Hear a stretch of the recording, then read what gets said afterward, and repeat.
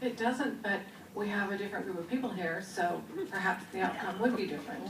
Well, that's the way it works, though. When you want to correct something, we have to correct it when it's presented to us, and that's the correction time is now. And You know, I have to tell you something.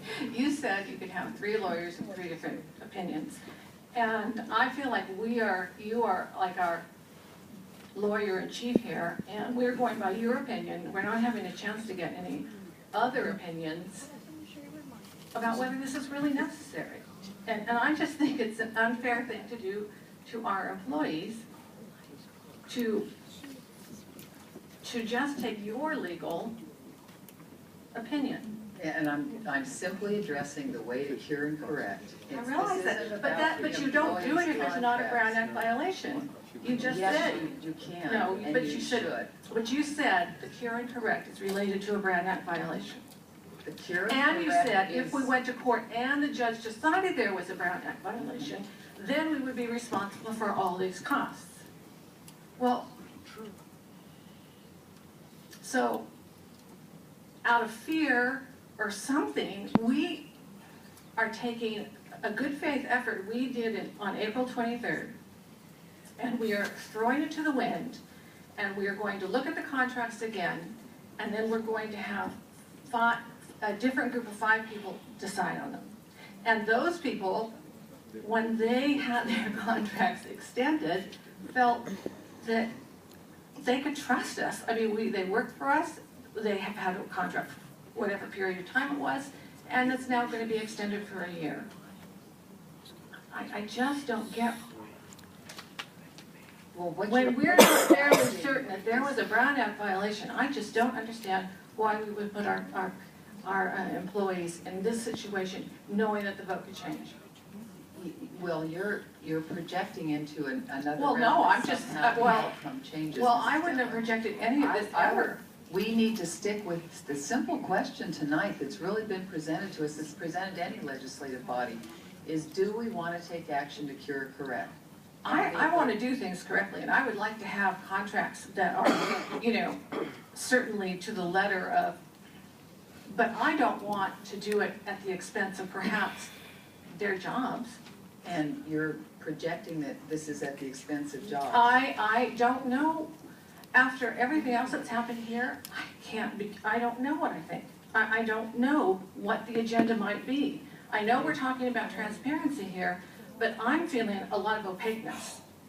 Okay, I really well, am. You know, I want to bring it back to the central question that's on the agenda. We've been asked to consider 2 cure and correct demands that have come forward, and that's what the task of the board is to consider cure and correct. My motion was simply to allow that correction to occur and eliminate any possible lawsuits from community members. Well, you're Eliminate allowing that to occur, but you're putting 5 people's jobs at jeopardy and risk, and they may have a lawsuit. Well, that part I can't even begin to speculate on why we're putting jobs at risk. My point here I don't is know, when you bring a contract back that needs to be voted on again, that sounds to me like you're perhaps putting it it's in jeopardy. I'm not taking that step. I'm looking at how do we correct this action? So And can I that's my bring, proposal, is to correct this action. And that's the piece we really need to focus on, is how Madam to correct President? this. may I bring this back to my motion, which simply states that we deny the correct and cure, we thank the 2 citizens, and we participate in the Brown Act and administrator contracts. Then I believe that if the board wishes to clean up the contracts regarding the other procedural elements that you believe are out of order, that should be those items, or that should be agendized at a future time. And so therefore I move that we close debate and all pending, we close debate on this item and all pending items. Okay, well, you can't do that motion, Mrs. Mayo, because the If there's a chair second, the determines chair has where to this acknowledge it. ends. I would like to go back to I'll second. your motion, Mrs. Mayo, which is that we deny the cure and correct. and make sure that the board understands in voting for that what the ramifications are. If you choose to deny the cure and correct, then we have not taken action to address that problem. And that's why my motion has been that we eliminate that problem, get it off the table and get it off of our backs so we can move on. I'm Ms. sorry Brown's to back. interrupt, I apologize. I think we are not, I think we're not being efficient and hardly Exactly being. right. So the process is hindered by the fact that I am advising you on the cure and correct, the legality of it, and Mr. Rowland has a conflict. And I think you do require another lawyer, and I would really urge you to consider keeping this till Ms. Cooksey is back, because there are active motions on the table with a second that need to be acted upon, and I don't want us to get to a place where we are overlooking actual votes. So I would really urge you to consider, to wait for Ms. Cooksey, to have someone actively advise the board as we are having the discussion regarding the appropriateness of pending matters, pending votes, seconded motions, so that we don't get into other potential Brown Act issues, if you will. Okay, well, we have two motions on the table at this point, and we have a motion and a second, and the way that it would normally work in the substitute motion, I don't know if there's any other board comment here, but is that we would determine, we'll take the motions and we can vote on those and determine if the course of action we may wish to take on this. Each motion brings with it consequences. The consequences around denying the cure and correct are that we have denied, we've not taken advantage of the opportunity. The consequences around placing the contracts on the agenda provides for a cure and correct, but has raised some anxiety as well. So either one is going to raise some anxiety. So we now have these motions typed in here. Madam President, in light of Mrs. Brown's request, if I were to withdraw my motion at this point in time and if I were to withdraw my motion to close debate, you first have to close debate, vote on whether or not everybody wants to close debate before we proceed on my motion.